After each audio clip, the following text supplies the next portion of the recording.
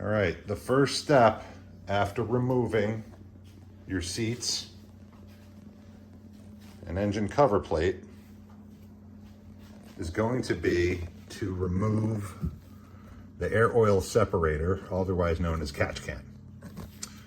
And what you're going to need to do this is, I'm using some field service manual printouts to accomplish this. You'll need a 10mm wrench or socket, a pair of pliers, and I like to keep a roll of paper towels around whenever I'm messing with oil lines, just in case. But what has to happen is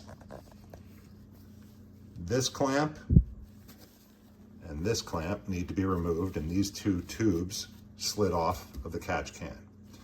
Then the trickier one is the third line, which is down there. That also is a clamp and a hose that you need to slide off.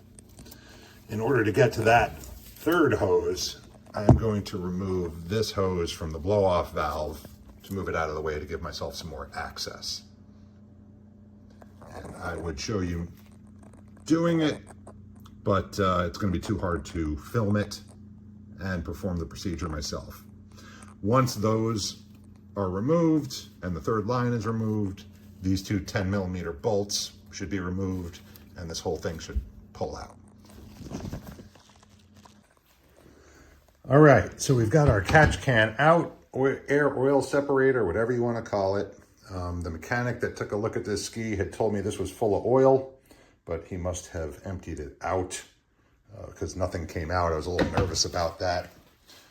Thought some would drip out. And what I had done in advance for that was I put a red Solo cup under here when I removed that bottom vent tube, but nothing came out, so I didn't need to. I did remove this and I've now placed it back on to get out of the way, and it made things a lot easier having that out of the way.